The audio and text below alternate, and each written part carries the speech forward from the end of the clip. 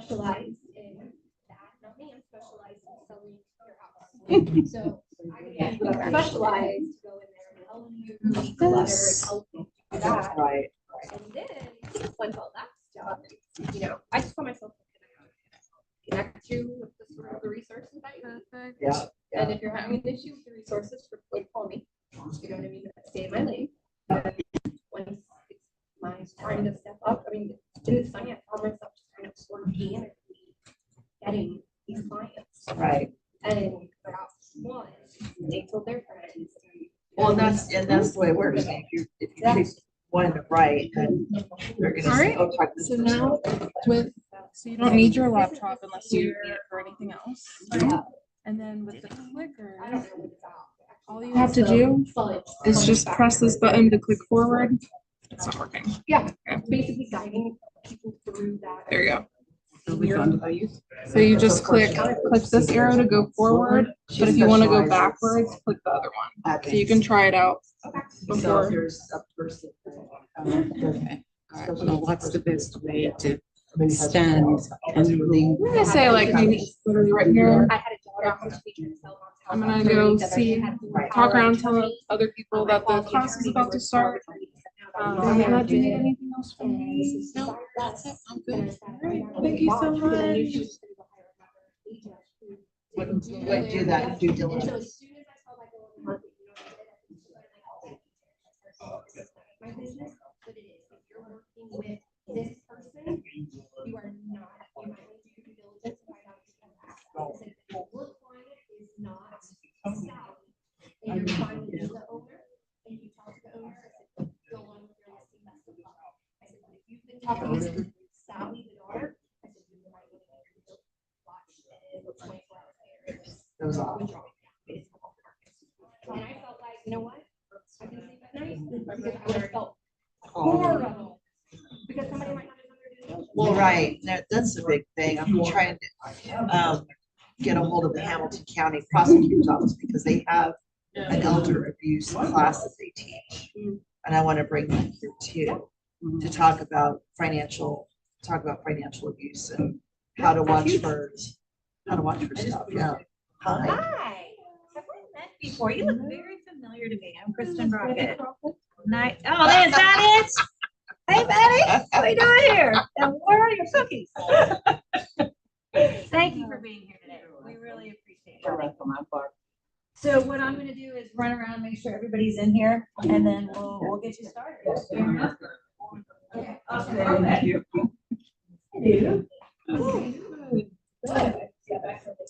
Welcome back. Did you have an amazing time? Sorry. Oh, she's getting ready to, I think she's having knee surgery sometime soon. Kara, Mama is back to not doing anything. She's now talked to the bank. Kara called and talked to the bank. The banker has decided to be fiduciary. She questioned him and his validity. Amazing. And so that they shared it back off. And Kara told the banker, said, no, he's legit. And this is his job. But because it was gonna cost her money, you know, she didn't want to spend it even though she hasn't. She needs somebody to go through stuff. I think we've got everybody. I went out there and hollered at people. I think we're ready to rock and roll. How are you? Thank you for being here. Thank you. Good morning, everyone. Good afternoon, I should say. How are you all? Good. My name is Barbara Gaynor. I am a nurse, legal nurse consultant, and a patient advocate. Patient advocacy is something, as a nurse 101, we learn to advocate for our patients. As a legal nurse consultant, I work with attorneys just to review medical records for cause or marriage, if it's, for whatever reason. But in this case here, I was asked by my dear friend here, Susan, to talk to you guys about how a patient advocate can help you in your cases or your sales, but to go through the FUDGE factors. So we'll learn what the fudge factor I've been is. so curious to know what the fudge factor is this whole time. And I'm sorry, I didn't bring, a plate of of fudge. So, That's why I'm here. I'm sorry. Can you see over there? Oh, you got this over there. Yeah. Okay, great. All right, so the objects that we're going to be looking at is identifying emotional changes and challenges that go on once you, I'm sure you go through that with people, selling their properties. Recognizing the fudge factor, which is fear, uncertainty, doubt, guilt, and exhaustion. Okay. Offering simple, compassionate strategies. Guide the families and help them towards resources, which would include an independent patient advocate like myself, and to empower the caregivers with clear steps as they go through this journey. It's very emotional. So let's introduce Agent John. He helps families navigate the home sales while managing the fudge factor, because he's aware, he's been taught on all these things. Guides the clients through emotional and logistics challenges with patience. You have to have patience because people get overwhelmed, and that's a part of the fudge factor. Okay, and provide support and clear communication to reduce clients' stress. Okay, so what is the fudge factor? As I said before, it's fear, uncertainty, doubt, guilt, and exhaustion. We all go through the fudge factor day in and day out. Have you ever had a chance where you just decompress from the office to home and then everybody is bombarding you with everything? From the kitchen sink being clogged, to kids not behaving, to moms wanting to go here, dads wanting to do this, and you're just overwhelmed. So once you're seeing these kind of things, put yourself in the shoe of the person who you are working with. So these are, as I said, common emotions faced by the caregivers and the owners themselves of the house, and also understanding, how you can help them with the management of it. So the fudge factor framework comes out with the fear. There's worry about safety and well-being of their loved ones. If it's children selling the house, what's going to happen? They're fearful because they've never traveled this road before. This is all new territory for them. Feeling anxious about making the right decisions. We've all been there. Are we doing the right thing? Should we not? Let's just do a full stop. But sometimes you just have to keep that momentum going. Uncertainty, because you're confused about what's really happening. Yes, you want to sell it, but what are the nuances about understanding what real estate is all about? What's the nuances about the healthcare system? What's really happening? So these That's are an some. off itself. It's just navigating that. Like, should you, like, the 5-year look back and all of that, like that, you're just navigating that itself. Thank God I don't touch that with a Yeah. I am strictly clinical. There are other nurses that take on that challenge. Hats off to you. But I don't.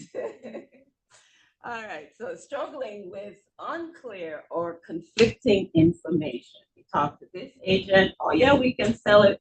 You see the commercials on online, so we can sell your house as is. No repairs, no this, no that. But once you call them and get the information, there is still a lot of red tape. So who do you trust? Who do you go to? So the doubt. Questioning whether they're doing the right thing, doing enough, making the right choices, concerns about quality of care provided. That part goes to some of you, I know like Susan here, will help to find placement for elderly clients. And family who is not here, are we making the right choice? Do we know what we're really doing? And we rely on others who are experts in this area. Okay. The guilt, feeling guilty, not spending enough time doing what you need to do because you're wearing several hats, you know. They, as a family, are, you know, daughter, son, he travels or she travels for work. There's family dynamics going on. This brother's not talking to this sister. You get into the whole gamut. I thought it only happens in healthcare.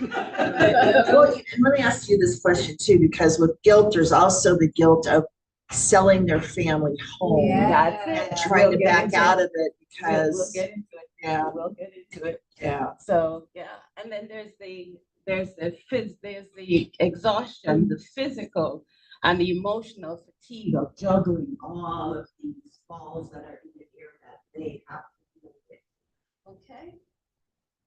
So let's deal with the emotional. Family selling parents' homes or themselves often go through the FUDGE factor. Okay, fear, make them right or wrong choices at a time, or the price, is it the right time, the right price, are we really getting the value back for what we're selling? Uncertainty about what's next for their loved ones. Okay, I'm selling the house from under them. Now what? Where do they move it? Move in with me, or do I put them somewhere? You know, all those things, all those factors go into play. A lot of people tend to say, yeah, mom and dad can move in with me. And after 2 weeks, you're like, What was I thinking? what was I thinking? You know, as a nurse, I've seen where, you know, a loved one has, you know, is really, really sick, and they go, yeah, we can take care of the whole, we'll just have a nurse come in. That doesn't work like that. I would prefer for me to find somewhere which is a home or a nursing home, assisted living, wherever. I prefer for you to stay in the role of being a daughter or a son or a husband than having to do all kinds of stuff. It's overwhelming. So once I point that out, they go, oh, yeah. Okay, so the doubt again comes in about whether selling the house is the right decision. The guilt, letting go of meaningful family property. You just spoke about it. There's a lot of emotion attached to it. There's a lot of, oh my gosh, what's happening? Sidebar, just reviewed a case. The judge, as a matter of fact, wanted this. This family had hundreds of acres of land, and not here in Ohio, outside of here. And the husband married second time. The wife really doesn't care. She just loves her husband. The son said, well, you know, we need this second family. So the father got sick, going in the hospital, and he has respiratory failure. And so he gets to the palliative team. The palliative team says, okay, fine, I think it's about time to go on to hospice. And he says, okay, I need to make my decisions of who's going to be my health care decision maker. Opposite word, health care. So, okay. Probably gets worse. And so the son goes in and said, oh, back up. He's on hospice and he's getting worse. So he's getting morphine to help him to breathe properly, taking away some of the stress on the body. That's why some of them get morphine there. It's not to hasten death. It's just to have them calm enough that they can breathe properly. So, of course, that makes him drowsier. So son goes in and son goes, sign this. So the signature that was done for the healthcare, not the same signature that's done on a transfer of deed. So the judge wants to know, was the father coherent enough to understand? And this is when I say, thank God for nurses who documents. Because the nurse documented the time the son came in, documented the time the medication was given, the time between the medication being given and the son coming in was 15 minutes. But that had to be a huge and massive lawsuit, right? Is that Well, what that it was resulted? because it went into probate. So, Yeah. so you know, Yeah. there's a thing. But the thing is that the son didn't realize that he didn't have financial, only help. He just figured he had the right to make all these decisions because he didn't want the ex-wife and her daughter to gain the property because it was in their family for so many generations. The wife really couldn't care a hill of beans. My husband said, okay, fine, I'm done. You can do what you want. That was her stance. But since the judge ordered it, and so again, it's another educational piece. I have a situation like that client right now. She's Mhm. 85. She's lived in the same house with her second husband for 36 years. And when he was unhealthy, he suffered from dementia. They went ahead and had the dad went ahead and deeded the house to his sons. So he's just passed away. And they've given her 2 months to go. She's got nowhere to go. Mhm. So it's a similar situation. She would Yeah. have to go through the court systems, right, to rectify Right, because that. she's gonna have to prove to them that she has been the original owner of the property. She doesn't even want to do it. You know, that's it. Or they might say, well, okay, there's a compromise. You can buy her out and, Yeah. get her have a condo or whatever. Or, yeah. But I guess we've got to educate our seniors So, about this yeah, whole process. It's a lot of education, and sneakiness doesn't really, play a very good situation. As a hospice nurse, I can tell you about that too. But anyway, so going through the emotional and psychological strains here, your tip that I have for you is to listen with empathy, acknowledge the emotional weight, and reassure them that you'll guide them step by step. They have a whole lot of voices going on in their head. So if you're trying to explain to them what's what, they have basically heard a third of what you're saying. So tip to you, I would not speak to just one person if you're going to make if you're going to talk to somebody who is selling, whether it's the kids or the owner themselves, make sure they have 2 other people with them, because 6 ears is better than 2. And make sure you explain to them, have pen and paper, write down all your questions that you have for me when we meet. That way, you are on the same page, they are on the same page. Okay, so you decrease that kind of emotional stress that's going on. Okay, facilitate communication. Disjointed communication increases fear and uncertainty.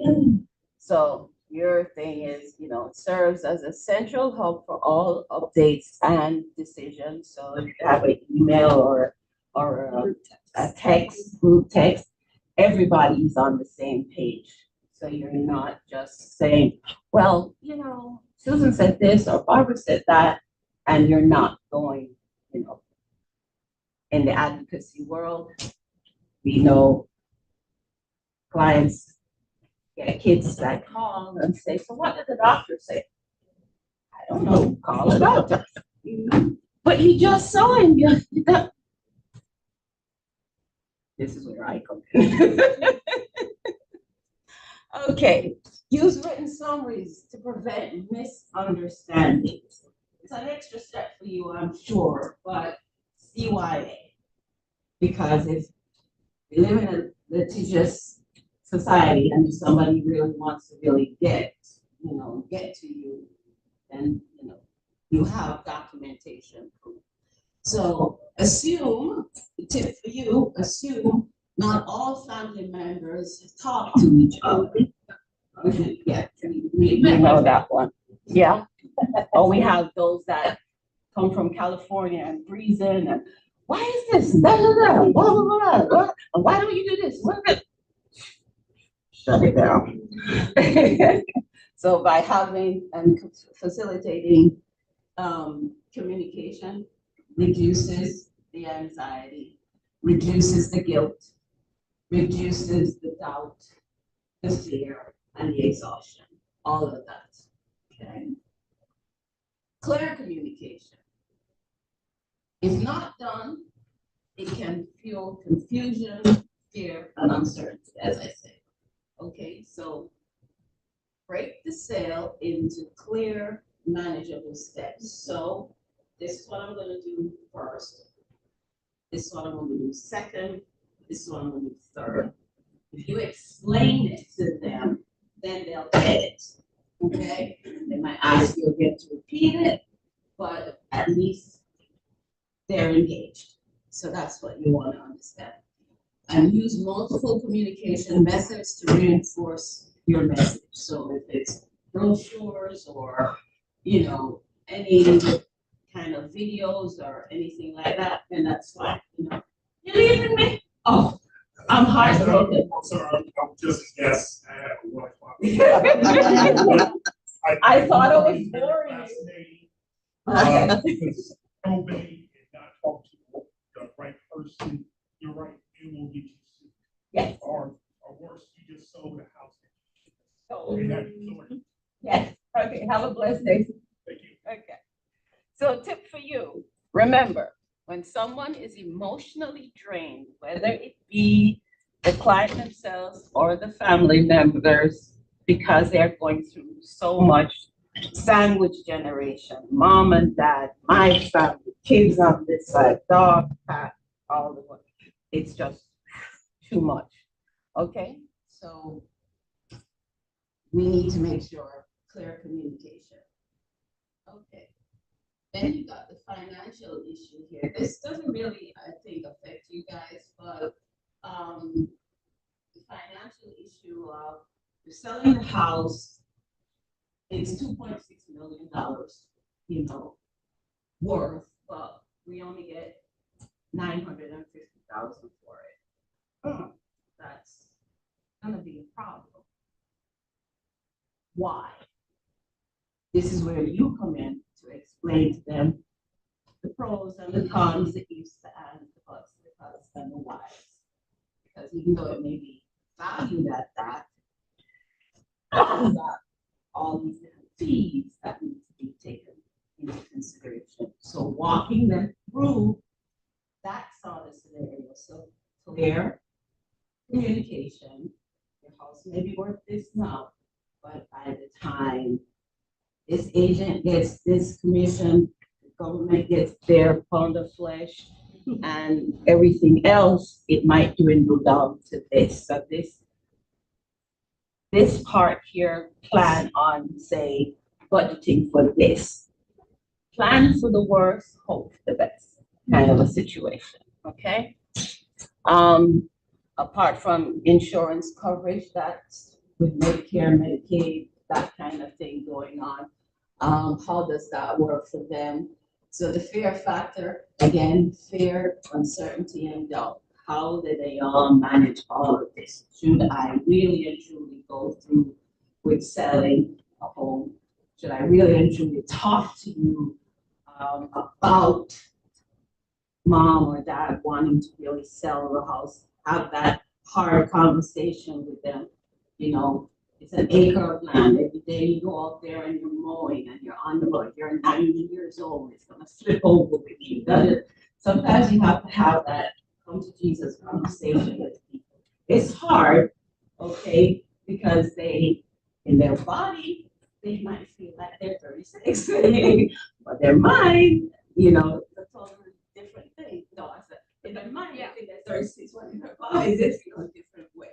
So again, you have to have that, you have to understand their financial and legal concerns too. Again, who has the right, as we were talking about, who has the right to sell house? First of all, that's, in the advocacy world, and even when I was as a nurse, hospice nurse, where's your advance directive? Who has financial power of attorney? Who has healthcare power of attorney? Those people need to be there. If not, we're gonna have a problem. Because I can't sign you on to hospice unless I have that. Can we get it within 24 hours? Then that's fine. So, all right. Respect the family situation. Lack of sensitivity increases guilt and doubt, because then they're like, okay, you're pushy, you want to stay, you want to and stuff. So you're only thinking about you. But if you think about if you were in their shoe, how would you feel? That's the change right there. Okay. So acknowledge the sentimental and emotional value of the property. Understand it's meant a lot to them. May have been, from what we hear of old money coming off the line, it's hard.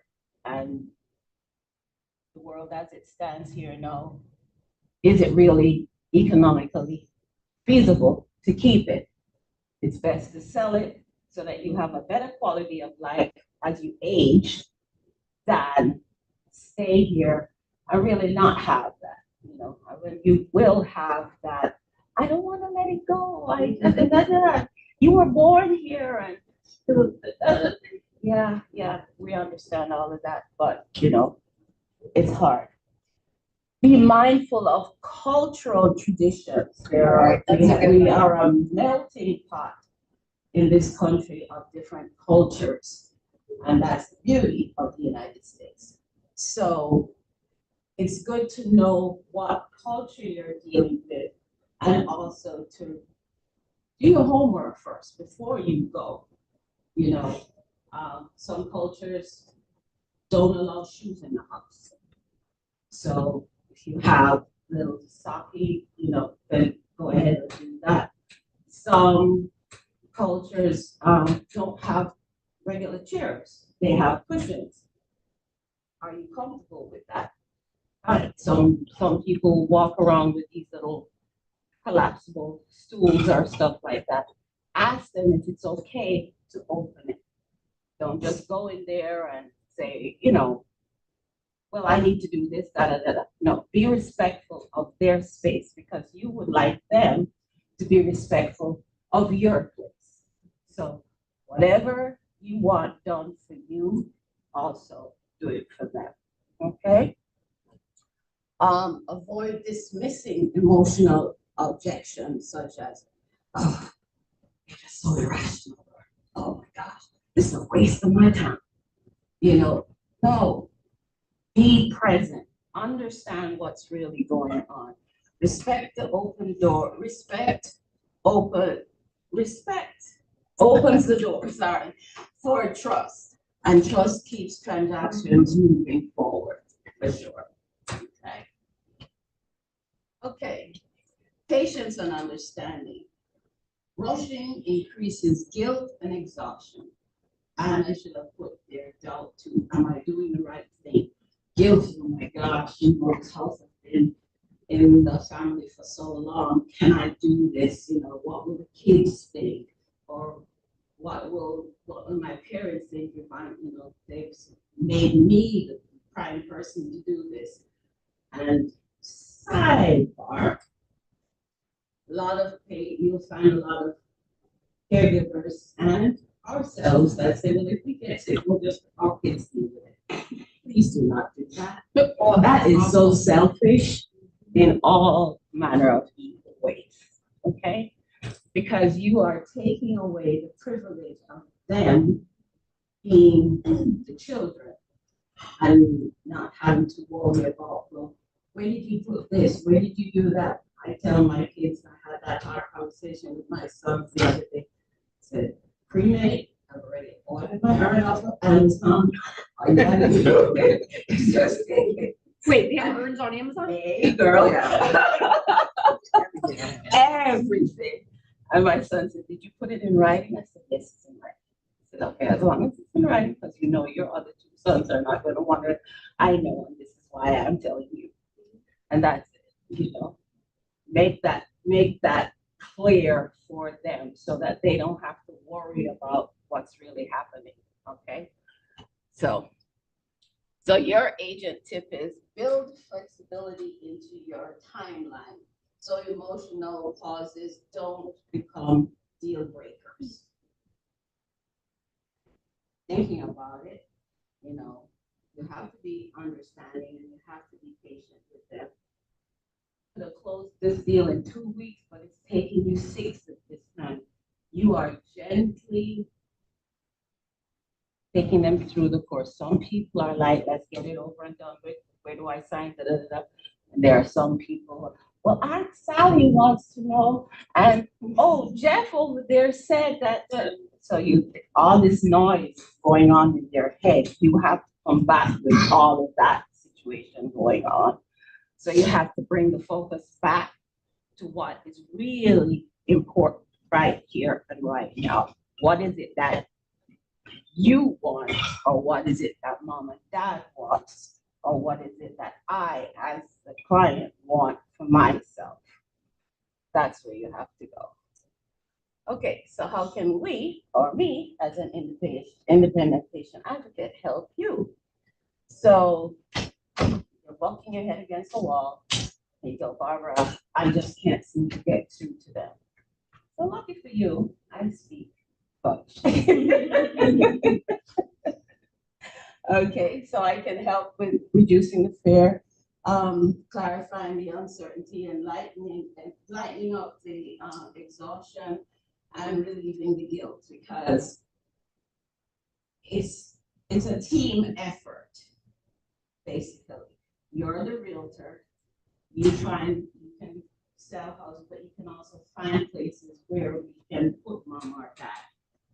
My goal here is to help facilitate all of that while walking them through. So who's gonna help them when they need to be seen by a doctor?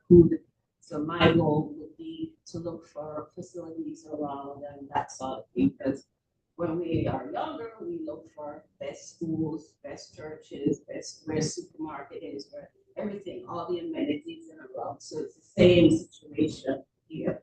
What's happening? So as a patient advocate, I can help with this.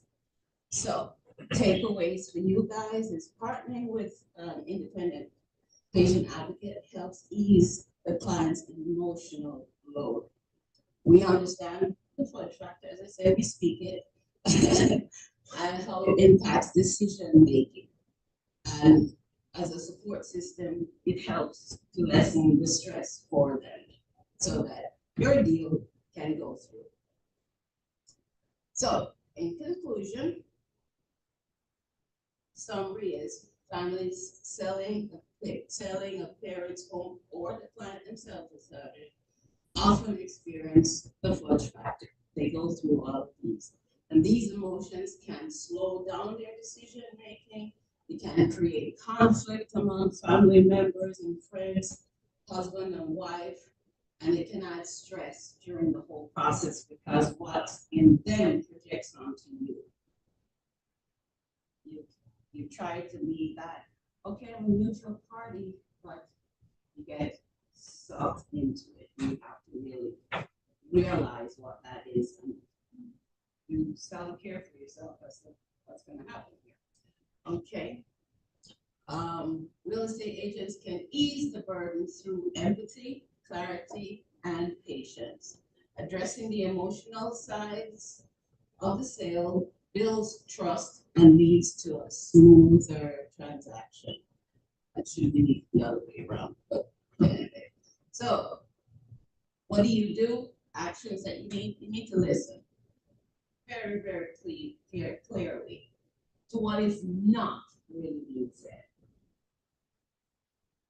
That's where you're investigative and to find out truly who is the person behind all of this. Who is really driving this sale? Is it the mother, the father? Has there been a family meeting and we all voted and yes, we all are agreed? Is it one particular person that just wants this place sold because they have an agenda for themselves? So what's not being said? Okay. Clarity. Keep the goals visible throughout the whole process. What is their goal? Where do they want to end up? Facilitate communication, clear communication. Whatever it is that you need to do to make sure that everybody is on the same page, you definitely need to have document in nursing or in the medical field. If it's not documented, it was never done. I don't care if it's a small text, I don't care if it's a one word, write it down for sure. Who said it, what time, and everything, and what was the backstory for the whole situation. Okay, be patient. Be patient. You want the sale as bad as they don't want to sell the house. Okay, as then I said before, clear communication, use simple steps and repeat, the process here. And respect the situation. Always acknowledge emotional ties and the family dynamics. Get into it, Questions? None. Yay! I can definitely attest to patience part of Yes. as well as the what that is on the scene where the Forward. was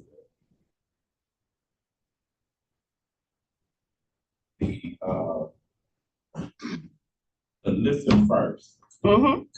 where you have different family members who want one thing, but then the actual owner wants something different. Right. And so you do have to listen, and you also have to be patient. I had a situation where the daughter wanted the father to sell a property. And so we met and talked and everything. And then he was like, well, I've got family living there. And the family wasn't paying any rent. The daughter couldn't understand why he wanted to let them stay there. They're not paying rent. They've been there 5-6 years. And he just would not sell the house. Because he was going through the fudge factor himself. Mhm. The fear of, probably, getting the tenants upset, the uncertainty and, the doubt about, okay, fine, if I have this, if I sell it, then where do they go? And you don't really want to put somebody out. They've been there for so long and you've built a relationship with them. Yeah. So they And the themselves. family too. Okay, so there you go again. But the patient part is, I stay in touch with her. I see her often. And so I reach out whenever I see her. I send her holidays, she gets a big message or phone call. Her father recently passed away. And so now she's like, we get ready to get this house on the market. I would stay in touch with her. I'll reach out to you. So you do have to be patient. Yeah, you have to be patient and you have to also, I'm not a real estate person, but just my spidey sense would say, find out if they legally got those people out of the house, Right. you know. And if you can, as a good Samaritan. See if there's anywhere that you could recommend that they look for alternative housing. You know, probably a financial situation or so, or maybe they can buy the property themselves and stay with the property, you know.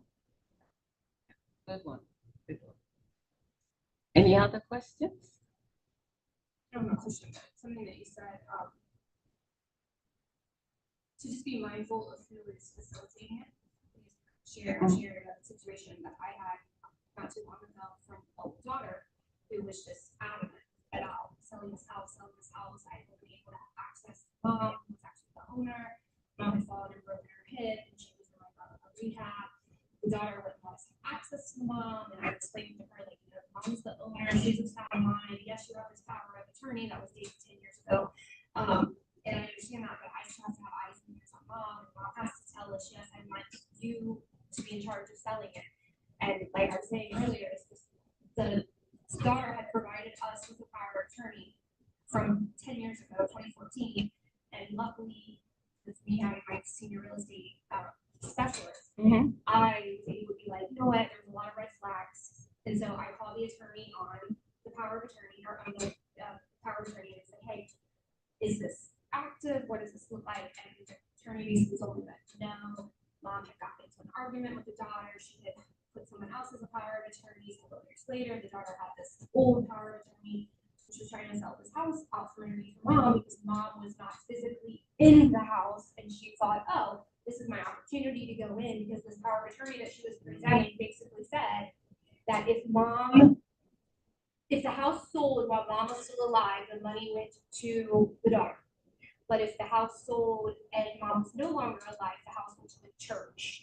So the daughter was in fear that mom was getting ready to die and the money was going to go to the church, and blah, blah, blah, blah, blah, all this long story. She fired us because we caught on to her names.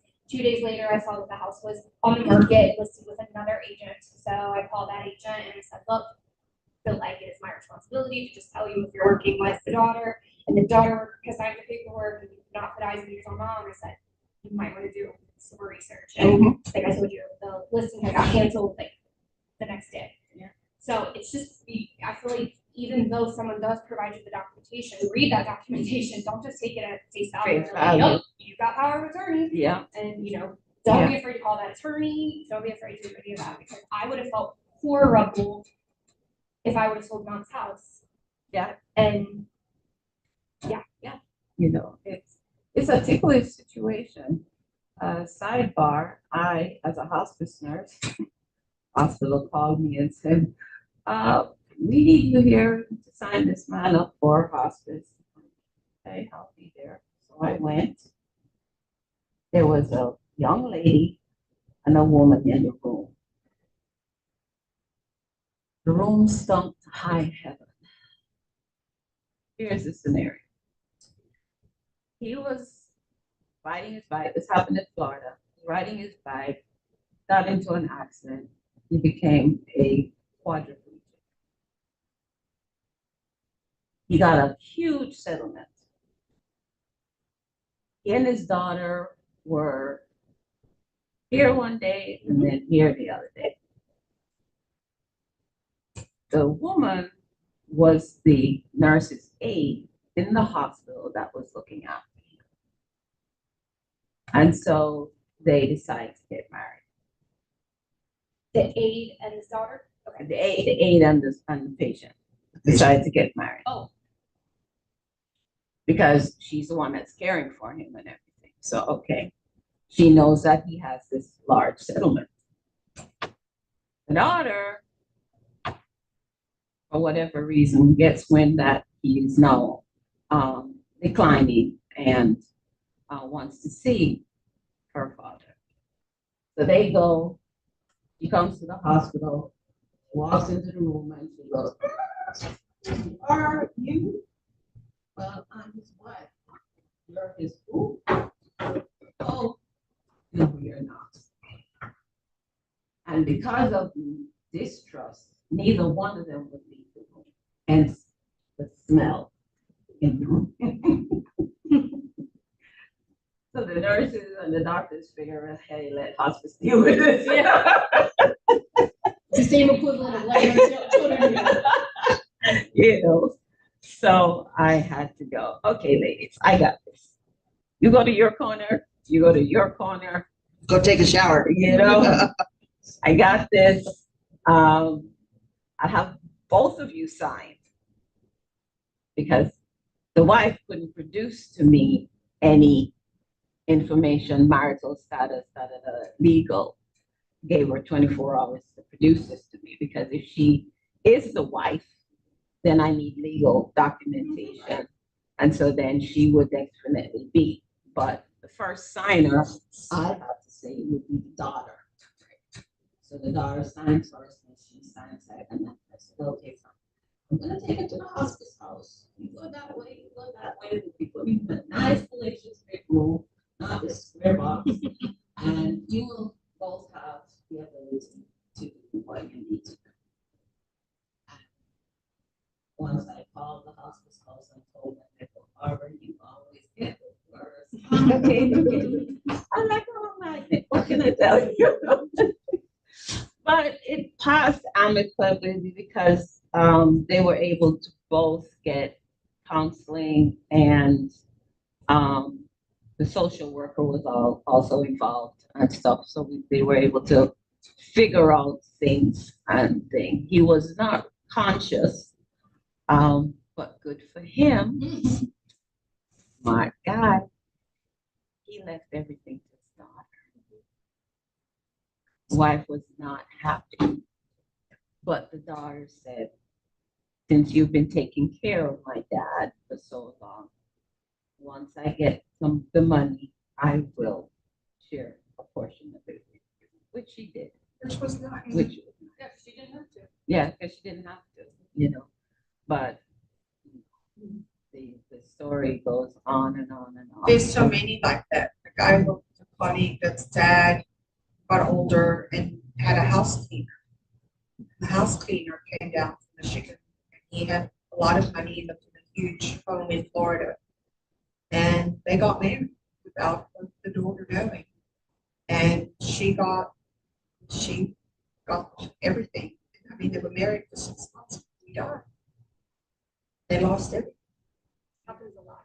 It happens a lot. So sad. The people are that manipulative. And it's always, I hate to say it, but it's always like the new spouse. It's Yeah. always the new spouse, and like you said, the example that you use is the one that I've heard all the time.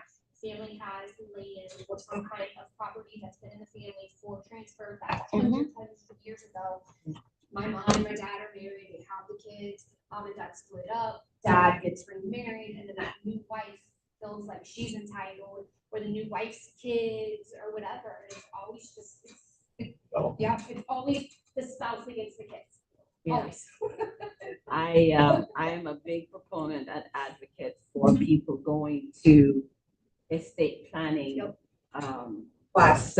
Yeah, with attorneys because you learn so much, so much. Well, and I think it's important for us Mhm. to go ahead and have our estate figured out before we get to that That step. stage. Because And then that's there's- why I say it's clear cut. Yeah, don't wait till you are so sick that you go, okay, well, my kids can make the decision. No. It's Right. your life. You make the decision on what you want when you and spell it out. You will inevitably have one child that says, no, wait, that. Fine, but it's written. This is what I want. Because as a nurse, I go, okay, what I'm talking to the patient, what is it that you want? Don't tell me let my kids make it because you're popping out. What is it that you want? Well, I really want to, get better and go home. Fine, so that's your goal. That's where we start. I speak a fair amount with people who are interested in downsizing. And they say to me, well, where am I gonna go? Because the house will only net this much money. I've been here 40 years as a normal. Assisted living or independent living costs this much money. And I won't have enough money for more than a year or two. Medicaid doesn't pay for it. those things. Are there, I mean, I don't wanna sit in a meeting and say, well, have you considered this place or that place? But I don't feel like I have a list of resources to tell them to reach out to do their homework. That's Susan, right there. Yeah. Yeah, right. Yeah. Yeah, that's where, so when somebody sells the house, I mean, obviously, there's a lot of money to consider that's part of it. And they don't always think about that they have social security or they have this 401k. And actually the combination, you know, you can make the monies happen. It lasts a lot longer than you thought. I had an uncle that I moved to Texas to be closer to my cousin. He didn't think he had anything that would get him where he could be. He had enough money to last 5 years and he could go on Medicaid after that. And Medicaid will pay for the place, but you have to find the right place that takes the Medicaid and takes Medicaid waivers. Independent and assisted? Will not pay for independent, but will pay for assisted and Yeah. and skilled- and definitely skilled nursing. My mom's a skilled grade, but Yeah, again, we're still trying to make the money stretch, but I feel badly because I have family members who are saying, I'd love for you to sell my house, but I don't know where to go. What are my options? So Yeah. one of the things that, which I'm sure Susan will do, is have them do a tour. Go to several of them in their neighborhood, outside their neighborhood, or so I'll have someone like Susan arrange tours for them to go. So they are informed consumers. you Right. know, Because then they will know, okay, these are my options. I was having this conversation with my neighbor yesterday, because unfortunately during COVID and a year or two after, she lost her husband in COVID, and 2 years after she lost her son. She's been in the home by herself, and she's like, it's getting too much for me. I totally understand that. And she wants to sell. How she wants to do it is do a reverse mortgage, but she doesn't know how that will work. And I'm like, you don't want to do that. No. You stand a better chance of selling it outright.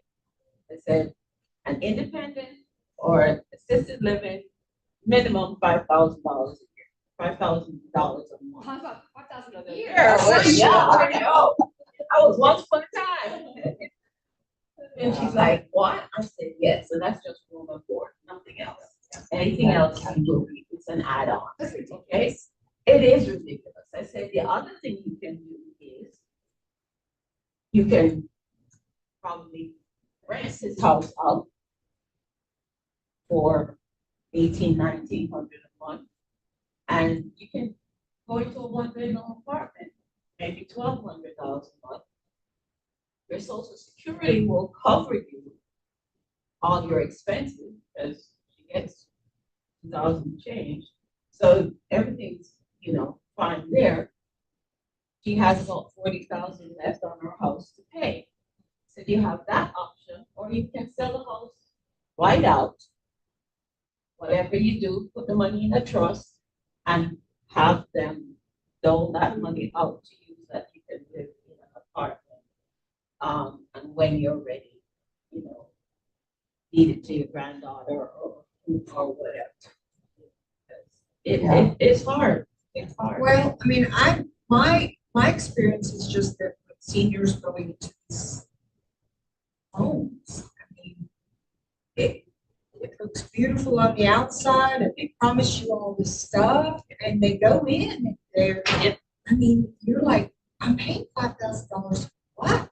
Yeah. Like, they're not even wheeling the people to their, to the dining room to go eat, to help them. I mean, it's just, and I guess that's my question, like, are those things you guys vet, make sure that the facilities Yes. they're going into are, Yes. because they all, like, in my situation, this person has traveled to several, and they felt like they were doing their homework, but the facility was not doing what they said they were gonna do. And it's like the left hand's not telling the right hand what to do, and that, her situation was her daughter-in-law came to take her for a walk the other day.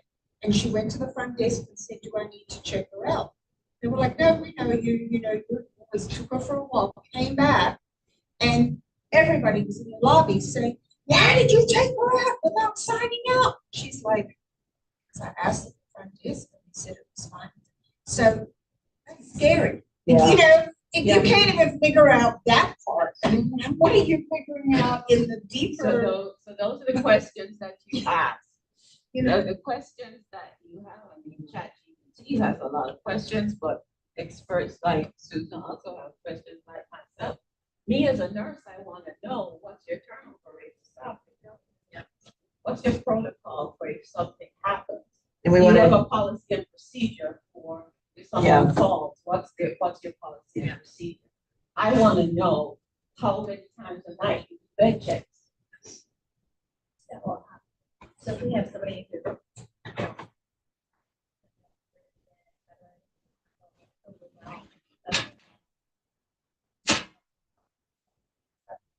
that's what I do. Susan.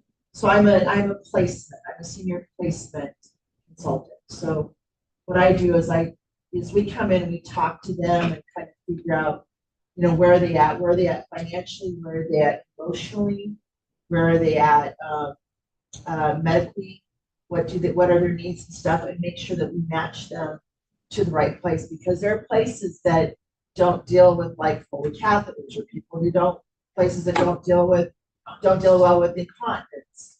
You know, there's a lot of different things going on, as well as making sure that, you know, did this place just undergo recent management changes? What does that look like? Yeah, you know, what does that look like? And, you know, are they in a good place right now? Are they not? What's their ratio of caregivers to residents? Is there a cost for that? Like, is there? For us, so our model is that we get a referral fee from the place wherever they end up going. The Yeah, same as I. yeah, Okay. based on where they go. Okay. So yeah, we don't charge fees up front. Okay, so my client would not be paying in out-of-pocket money.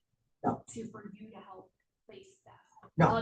The way you get paid is through the referral from the facility. Yeah, and that depends on the facility too, well, the community, use the word facility, but the community, because sometimes communities will pay us, sometimes they won't. No, But yeah, and in that case, we would ask for something small, but you know, if they can do it. so if the community pay you would have been asked for the client. Yeah, yeah, I mean, negotiable. So the other offshoot to that, that's- the other offshoot to that is that I had a client, that, had an accident in Dayton. I was contacted by the family and got there, saw what was happening and said, if you guys don't do something, we're gonna have a problem because the family will take it to court. They hustled this client out back to the main hospital. And then we got them down to Drake. And from Drake, I know that they're gonna need Drake care. They're also gonna need a whole lot of other care. So the family wanted me to find a facility that would take their loved one. So I went on the hunt and found one place, just small, I mean, to look at it, you would go, oh my goodness. However, my questions were, what's your staff turnover? Well, I found that they had about 10 people there that have been there for 5+ years. That's rare. Yeah, that's good. Very rare. What's your policy and procedure for trach patients? You have respiratory therapy 24/7. Yes, we have 12-hour shifts or 3 8-hour shifts. It's covered all the time. Okay, fine. What's your policy and procedure regarding turning patients? Is it every 2 hours? Is it once a day? That's all. So I'm asking those kind of questions. Those are the, because that's what's it. So anyway, we got the client there and They were there for about 3 months. Before I got the client there, I said, my one pet peeve is this. My client is coming to you with pristine skin. I don't want that skin to have any blemishes. I walk into the facility and one of the aides stopped me, Miss Barbara. Hi, how you doing? What's going on? Before you get to the room, yeah, what's going on? Oh, well, I was working and when I checked your client, they had. Now let me see it. So I go in there, I greet my clients and everything and stuff, and they're in a lot of pain, but this causes pain. Took a picture, walked out the room. I said, where's the DON? Oh, she's not in just yet. I said, where's the administrator? He's in his office. I said, okay. So I walked into the administrator's office. I said, let me tell you something. I brought my client here. I told you, pristine skin, pet peeve, skin breakdown. This is what it looks like. What? Heads are going to roll. No. Heads are going to roll. Because your policy and procedure says this, your attorney procedure says this, your respiratory procedure says this. It looks like my client has not been moved from Friday until when this aide came in on Monday.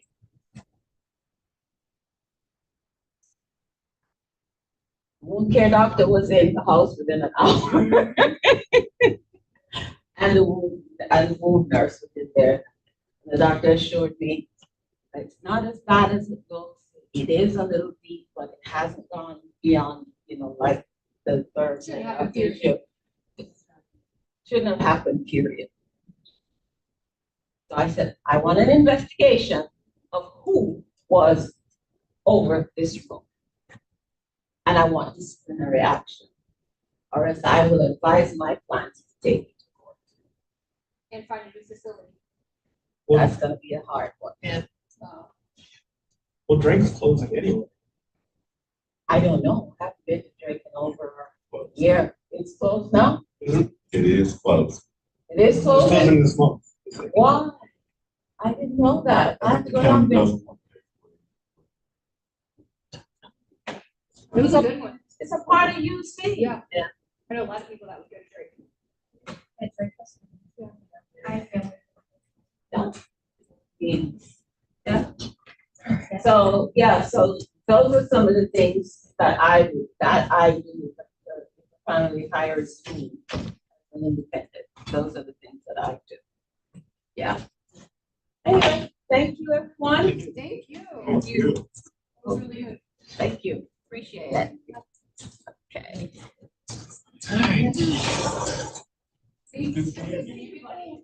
Well, that's a good review for me, because I literally just took my mom like 3 weeks ago. Okay. You put her in an assisted living, and that's fine. Just need some, like yourself, to be very vigilant with stuff. Be friendly with the staff, not overly friendly, but let them call you, Before the. At Evergreen for most of 26 years, so I kind of have some experience with that. Yeah. So just make sure that, you are in the loop, being communicated. Don't care what time of night, things happen. I know. Absolutely. Okay. If you have any other questions, give me a call. Okay. Okay. Yeah, this is, Questions. I was just reading the rumors. It's on that thing, but I'll give you a call. Yeah, I did take a picture. I think something like 60%. Everything's being built. I'm just, I know. There's that. Well, the ones that are Spectrum, doing and then there's- called CCRC. So it's. Thank you, Ms. Independent But they have Mary. that. For some reason, I know your name sounds familiar, but I cannot remember. She's a singer. Okay, okay. Well. They get to- Right, that are healthy. Yeah. But they don't know the two story. And, is it Coleraine or is it still Mount Healthy? You probably. Well, not Heights, but Mount Healthy.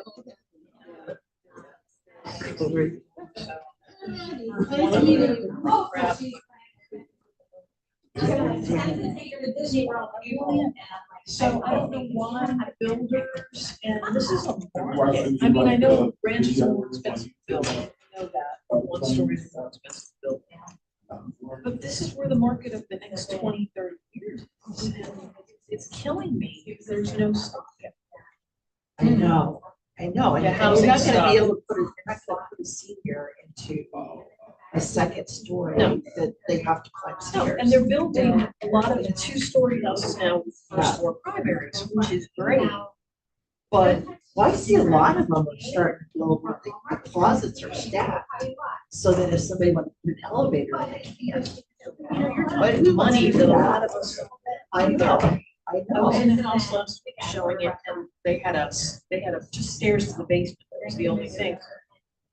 And they had an elevator, you know, stair thing. The stairs were this big to begin with, this wide to begin with, certainly not up to code. And the laundry was in the basement. The people I was showing it to were like, we have to go upstairs, those stairs, half of their living space was in the basement. They just, builders, I don't know, builders no money. there is money if they just build them, because they would sell the hell out of I mean, the few that I see in Westchester and Mason, Hall, they're so expensive, but there's waiting lists. We just got some, well, that's not.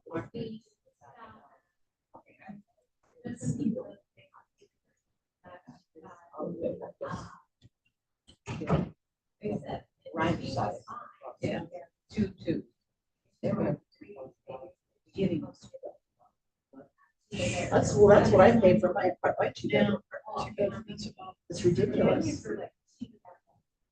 And then how close are they to the grocery stores? When I'm looking at my husband, I'm like, how close is the nearest hospital? How close is the nearest pharmacy? How close is the nearest Kroger? Or, you Yeah. know, because who's thinking about it? They're not, they don't know. Because money in it, if you think about it. There is money in it. I would love to have, I mean, I'm trying Boomers to, are aging. I'm a boomer, you yeah, know? You too. Yeah. me too. I am a boomer. Yeah. I'm trying to find a place for some relatives right now. They want to, in their 90s.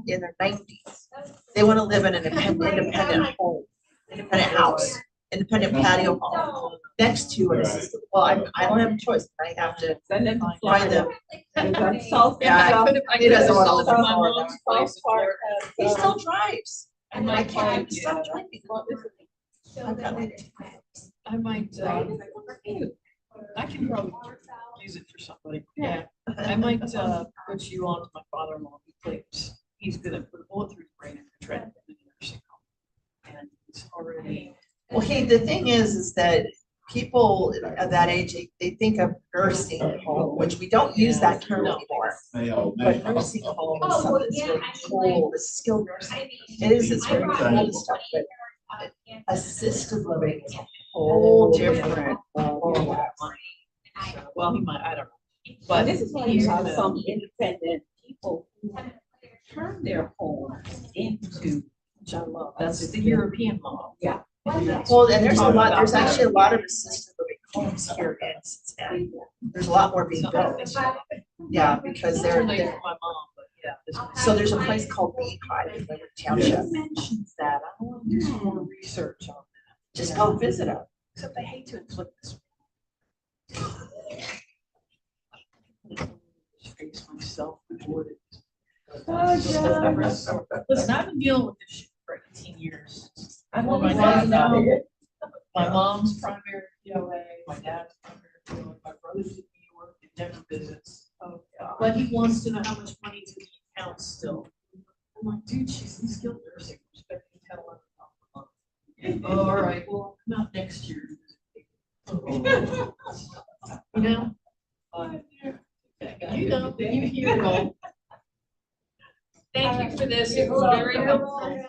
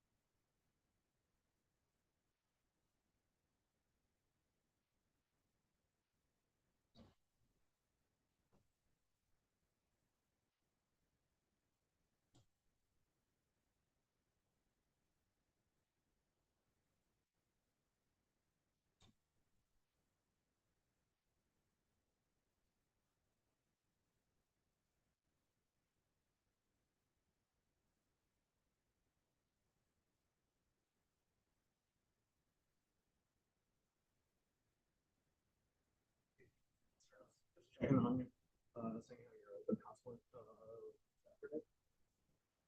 Yeah, if there's anything, that questions or anything, that you can call it text.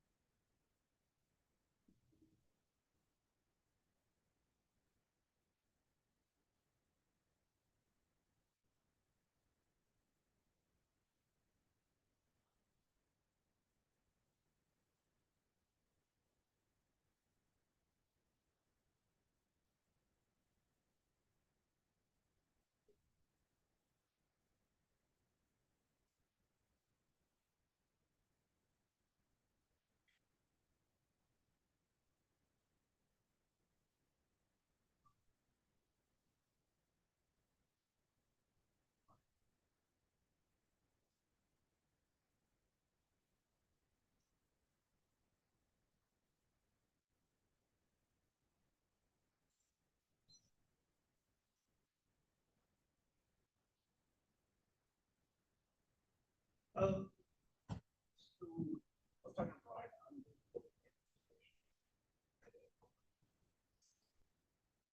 And now I had to figure your house out.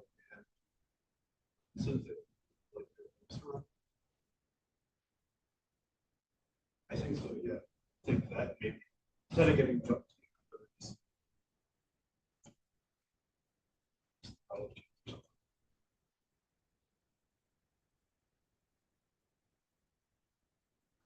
a couch, it's a big buffet, couple shelves, but beyond that, it's just.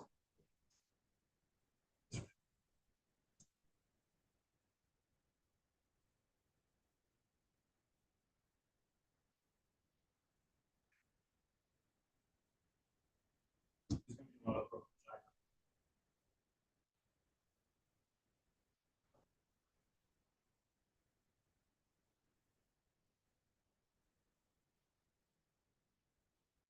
Okay, I was gonna say, we have a price set up already.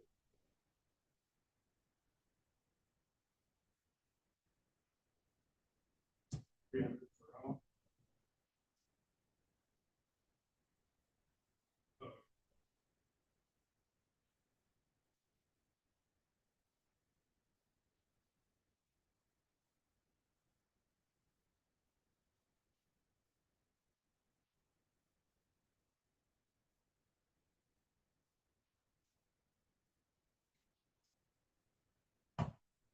Okay.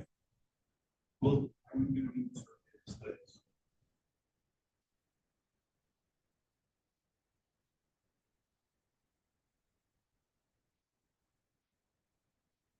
Okay.